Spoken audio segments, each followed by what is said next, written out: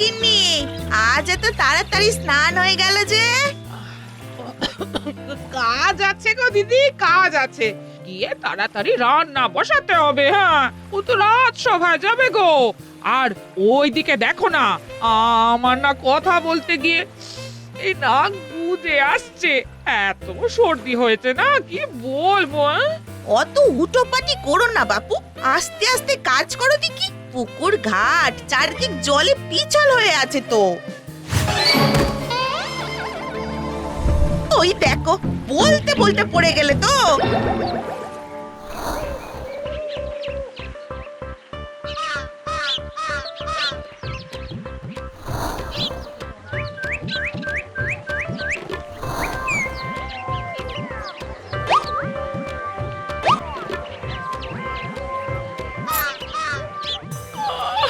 খুব লাগছে, দুই পায়ের পাতায় খুব ব্যথা হচ্ছে গো। আঙুলগুলো নাড়াতে পারছি না। এই আমি বাড়ি যাব কিভাবে? বাবারে বাবা, চলো আমি তোমাকে পৌঁছে দিচ্ছি। আমাকে শক্ত করে ধরো। ধরেছি। এবারে চলো।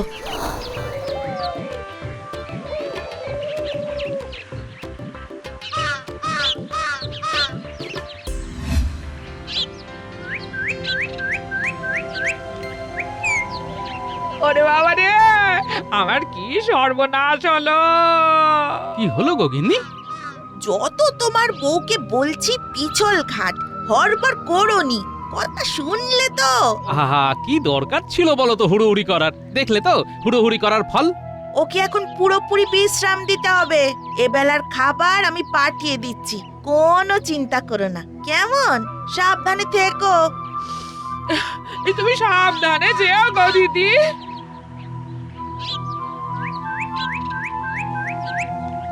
আজ তোমার একদম ছুটি, পুরো বিশ্রাম নাও। আজ সব কাজ আমি করব। এই রাজসভায় যাবে না? না, আজ ঘরে থেকে তোমার সেবা করব।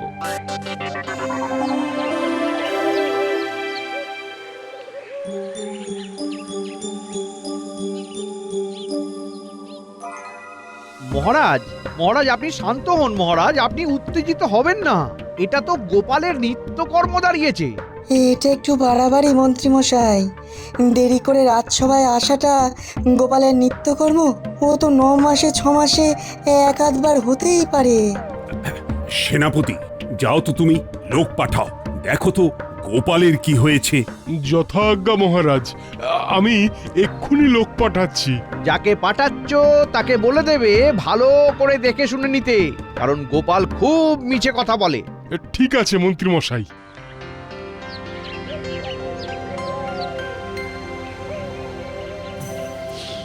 ওহো, এই পায়ের আঙুলগুলো না খুব যন্ত্রণা করছে। দাঁড়াও দাঁড়াও, তোমার পায়ের চিকিৎসা আমি করছি। এমন চিকিৎসা করব না, দেখবে ব্যথা বেদনা একেবারে দূর হয়ে যাবে। দাঁড়াও দাঁড়াও, আমি রান্নাঘর থেকে আসি। এই রান্নাঘরে কি করছে কে জানে। এই কি গো, কি করছো? কাজ করছি, তুমি চুপ করে বিশ্রাম নাও। গোপাল দাদা, ও গোপাল দাদা, তুমি কি বাড়ি আছো? এখন আবার কে এলো দেখি তো। আরে প্রহরী যে, খুব ভালো করেছো এসেছো। আমি খুব সমস্যায় পড়ে গেছি বুঝলে। মহারাজকে গিয়ে বলো না যে আমি 2-3 দিন রাজসভায় যেতে পারবো না। আমার গিন্নি না ওই পড়ে গিয়ে পায়ে চোট পেয়েছে। ও ও আচ্ছা আচ্ছা আচ্ছা, তাই তুমি আজ রাজসভায় যাওনি? ঠিক আছে ঠিক আছে, আমি মহারাজকে বলে দিচ্ছি।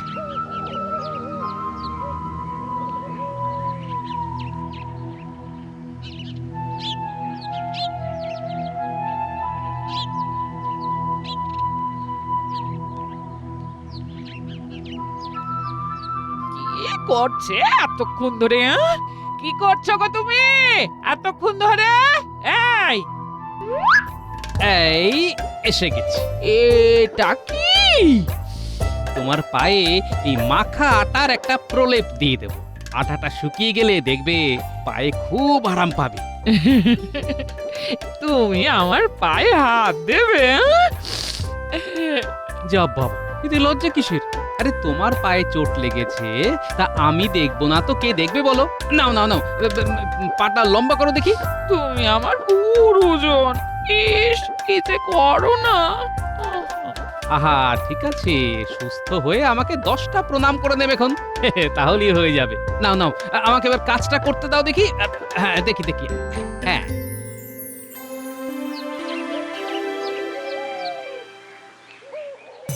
পায়ে চোট, আহা, তবে তো গোপালের খুব কষ্ট হচ্ছে। তুমি ঠিক বলেছ বিজ্ঞানী, এই মন্ত্রী এমন করে কান ভাঙানি দেয় না। আমি কি করলাম মহারাজ? আরে মনটাকে উদার করো। আকাশ বলে মন্ত্রী মশাই, উদার তুমি হও, নদীর মতো স্বচ্ছ হয়ে প্রবল বেগে বও। সাধু সাধু। সেনাপতি, তুমি খবর পাঠিয়ে দিও, গোপাল বউ সুস্থ না হওয়া পর্যন্ত রাজসভায় গোপালকে আসতে হবে না। যথাজ্ঞা মহারাজ। আদিক্ষেতা।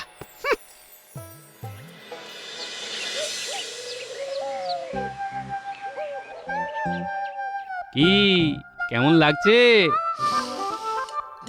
ভালো। হ্যাঁ, আজ কিন্তু কোনো কাজ নয়, হ্যাঁ, চুপ করে বিশ্রাম নেবে। এই শোনো না, কি বলো না?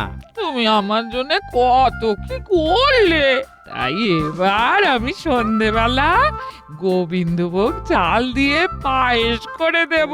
হ্যাঁ, আরে সে ঠিক আছে, কিন্তু পায়ের ব্যথা না কমলে কিন্তু কিচ্ছু করা যাবে না। ঠিক আছে গো, একটা কথা বলবো? হ্যাঁ? বলো। তুমি আমার পায়ে হাত দিতে না, যন্ত্রণাটা অনেকটা কম হয়ে গেল গো। এই হাতে তোমার জাদু আছে। হ্যাঁ, তুমি এখন শুধু চুপটি করে শুয়ে থাকো, বুঝলে? খাবারটা নিয়ে যাও গো। ওই দিদি এসেছে, যাই খাবারটা নিয়ে আসি।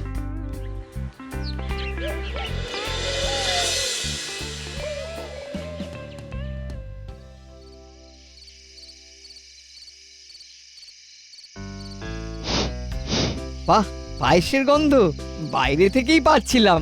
গিন্নিমা পায়েস রাঁধছেন। তা পায়েসের গন্ধ যখন নাকে পেয়েছো, তখন খেয়ে যেও।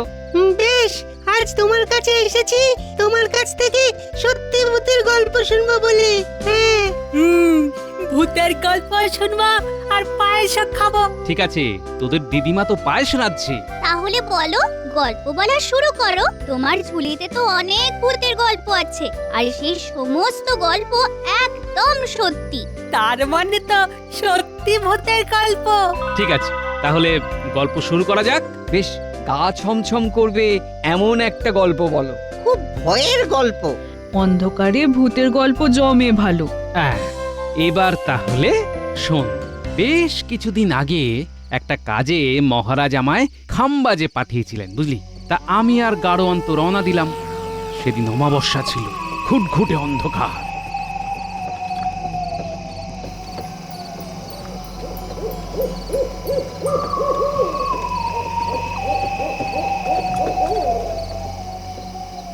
কি গো গাড়োয়ান, কি বুঝছো? গোপাল দাদা, খুব খিদে পেয়ে গেছে। আরে খিদে তো আমারও পেয়েছে, খাবারও আছে, কিন্তু জ্বালায় জল নেই তো। এতটা পথ এলাম, কোথাও একটা পুকুর পেলাম না। গরুগুলো সেই তখন থেকে হাঁটছে, ওরাও খুব কাহিল হয়ে পড়েছে গোপাল দাদা। বুঝলাম, কিন্তু কি করা যায় বলো তো? একে রাত, তার উপর ঘুটঘুটে অন্ধকার, কোথায় জল খুঁজবো এখন? গোপাল দাদা, কিসের একটা আওয়াজ হচ্ছে। হ্যাঁ হ্যাঁ, ওই দিক থেকেই তো আওয়াজটা আসছে। অন্ধকারে কিছু দেখতে পাচ্ছি না। ও গোপাল দাদা, কোনো বন্য জন্তু জানোয়ার নয় তো? না না, এটা ঠিক 4 পেয়ে জানোয়ারদের হাঁটা নয়, 2 পেয়ে মানুষের হাঁটা। আওয়াজটা কাছে আসছে, কিন্তু কাউকে দেখতে পাচ্ছি না। বিপদে পড়েছেন। কিরে বাবা, তাকিয়ে আছি ডান দিকে, লোকটা এলো বাম দিক দিয়ে। ডাকাত টাকাত নয় তো? না গো না, আমি সাধারণ এক লোক, ডাকাত দলের কেউ নই। যাচ্ছে, এদিকে আমার মনের কথা পড়ে ফেলছে। অবাক হবার কি আছে, একটু বুদ্ধি খাটালে আপনিও পারবেন। বর্তমান পরিস্থিতি এমন যে আপনাকে এই সব ভাবনাই ভাবাবে।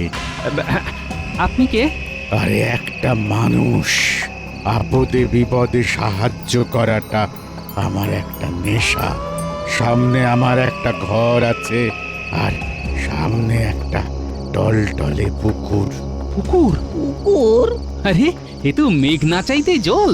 তবে চলুন আমার বাড়ি। কি গাড়োয়ান, তুমি কি বলো? আর তো কোনো উপায় নেই, চলো গোপাল দাদা।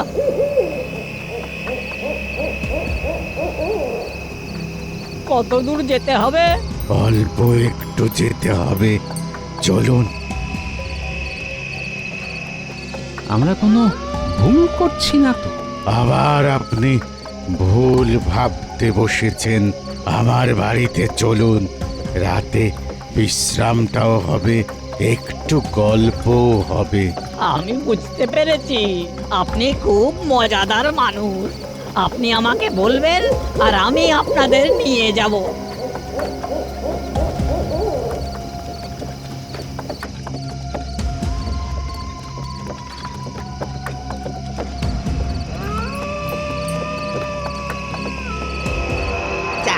তাহলে জল পেলে গোপাল দাদা? পুকুরটা কেমন, ছোট না খুব বড়? না, পুকুরটা বেশ ছোট, কিন্তু আর এর মধ্যে কিন্তুটা কি হলো গোপাল দাদা? আরে এইখান থেকেই তো গল্পের মোড় ঘুরলো। শোনো, আমরা তো গেলাম ওর বাড়িতে।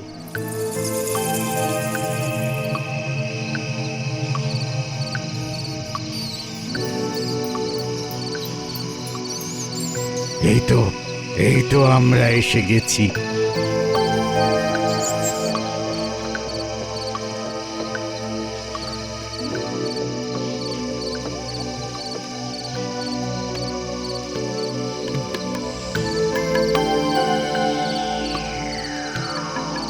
ওরে বাবা, এ তো দেখি ভূতের বাড়ি।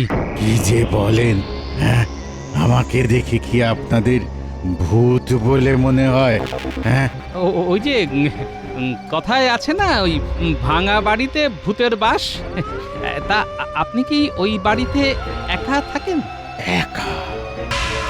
ও হ্যাঁ, একাই তো। একা বলতে এরকম চমকে গেল কেন? না না না, বিষয়টা একটু ভাবতে হবে। না, একদম এই সব ছোটখাটো বিষয়ে ভাববেন না। আসলে মানুষ আমি, একা থাকি, কিন্তু আমার সাথে অনেক আরশোলা, ইঁদুর, টিকটিকি, চামচিকে থাকে। ওরাও তো আমার প্রতিবেশী, তাই নয় কি? চলুন গাড়িটাকে এইখানে রাখুন।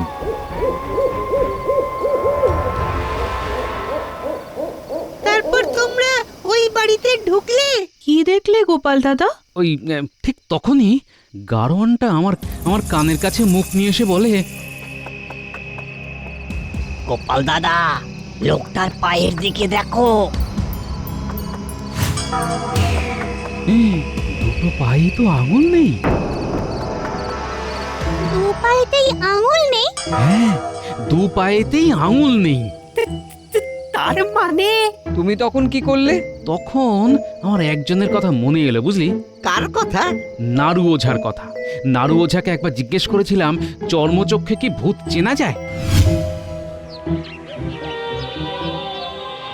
অশরীরী হলেও তেনাদের চেনা যায়। যখন ওরা মানুষের রূপে থাকে তখন পায়ের দিকে তাকাবে, পাই চিনিয়ে দেবে তোমার। কিরকম? দেখবে দুটো পায়ে কোনো আঙ্গুল নেই। আর এদের থেকে বাঁচার উপায় হলো মাছের কাঁটা ছুঁড়ে মারা। মাছের কাঁটা? হ্যাঁ, মাছের কাঁটা ছুঁড়ে মারলেই ওদের সারা শরীরে জ্বলন শুরু হবে, ওরা পালিয়ে যাবে। তারপর তোমরা কি করলে? তোমরা দুজনে ওদের খপ্পর থেকে কিভাবে বের হলে? মাছের কাঁটা পেলে কি করে? মাথা ঠান্ডা করে রাখলাম। আমি ভূতের মন পড়তে পারছি বুদ্ধি দিয়ে। আমি জানি ও আমাদের ওর ওই ঘরে নিয়ে যাবে, তারপর আমাদের ঘাড় মোটকে খাবে। চলুন আমার গরিবখানায়। এখানেই ভালো আছি, বুঝলেন? আচ্ছা, এই পুকুরে মাছ আছে? মাছ আছে মানে? কিলবিল করছে মাছ। এই, আমাদের না মাছ ভাজা খেতে খুব ইচ্ছে করছে। এই ব্যাপার, ঘরে চলুন, আমি মাছ ভাজা খাওয়াচ্ছি। বুঝলেন ভাইয়া, ওই বদ্ধ ঘরে না মাছ ভাজা খেতে একদম ভালো লাগে না। এই পুকুর ধারে এই ঠান্ডা ঠান্ডা হাওয়া গায়ে মেখে গরম গরম মাছ ভাজা, আহা কি যে তার মাহাত্ম্য। ঠিক আছে ঠিক আছে, মাছ ভাজা আমি নিয়ে আসছি, যাব আর আসবো।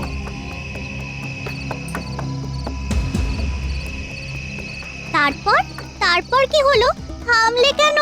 এইখানেই তো আসল গল্প শুরু। একটু বিরতি নিলাম। হ্যাঁ, এই পুটিমা, যা তো দেখে আয় তো পায়েসের আর কত দূর। পায়েস করে পায়েস খেতে খেতে গল্প শুনবো। আচ্ছা, আমি যাচ্ছি, কিন্তু আমি ফিরে না আসা পর্যন্ত গল্প বলবে না। ঠিক আছে, তুই দেখে আয়, তারপর বলবো।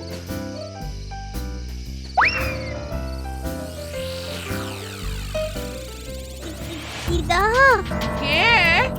পুটি নাকি? এই রকম গলা তো দিদার নয়। পায়েস হয়েছে কিনা জানতে এসেছিস? তা দূরে দাঁড়িয়ে কেন? কাছে আয়। আমি এখন গল্প শুনছি, খুব ভালো জায়গায় আছে।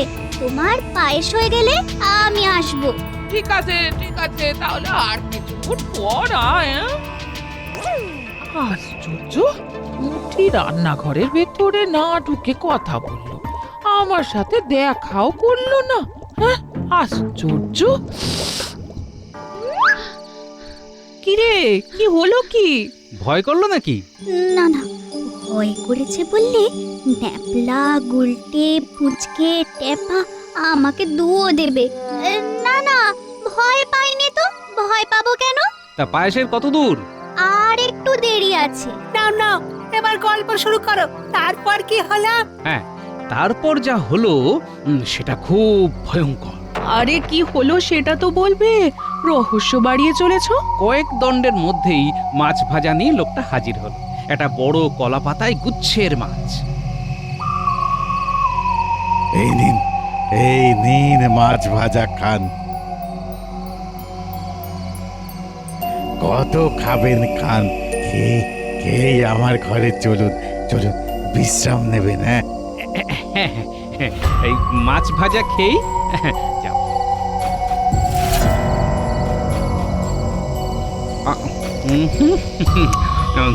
কি ভালো মাছ।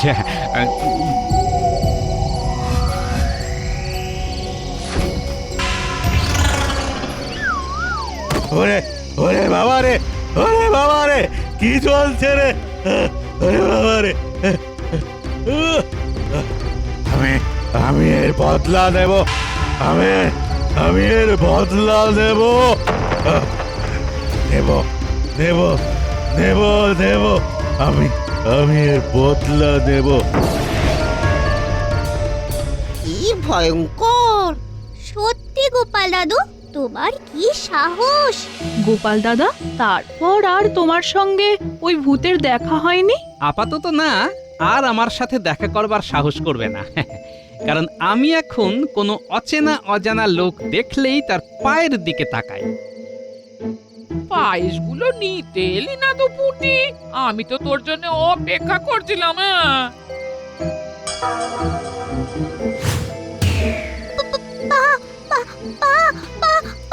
কি হলো রে পুটি? কি হয়েছে? হ্যাঁ, এই কি রে পুটি, এই তুই ভয় পাচ্ছিস কেন? কেন ভয় পাচ্ছিস? গোপাল দাদা, দাদা গো, ও দাদা, দাদা, পালিয়ে চলো পালিয়ে চলো, সেই ভূতটা এসেছে। কোন ভূত? এটা কি বলছে গো? ভূত? আমি তো কিছুই বুঝতে পারছি না। কি গো, ওরা তো ভয় পেলো কেন? কি জানি বাবা, ওই ভূতের গল্প শুনে ভয় পেয়েছে হয়তো। কিন্তু আমার দিকে তাকিয়ে ওরা ভয় পেলো কেন? আমি কি ভূত? ওরা তোমার পায়ের দিকে তাকিয়ে ভয় পেয়েছে। ওরা ভেবেছে তোমার পায়ে আঙুল নেই। ওরা তো জানে না যে তোমার পায়ে আমি আটা লাগিয়ে রেখেছি। ওদের ডাকো, ওদের নাম করে পায়েস নিয়ে এসেছি। হ্যাঁ, ওরে পুটি ন্যাপলা গুলটে তোরা থাম, তোদের দিদিমার পায়ের আঙুলে ব্যথা, ঠান্ডা লেগে নাক বুজে গেছে, তাই কথা বলতে অসুবিধে হচ্ছে। তোরা ভেবেছিলি গল্পের ভূত বাড়িতে এসে গেছে। হ্যাঁ, শোন শোন, ওই ভূতের অত ক্ষমতা নেই যে আমার বাড়িতে এসে আমার ক্ষতি করে। আমি হলাম নাড়ু ওঝার চেলা, বুঝলি? হ্যাঁ।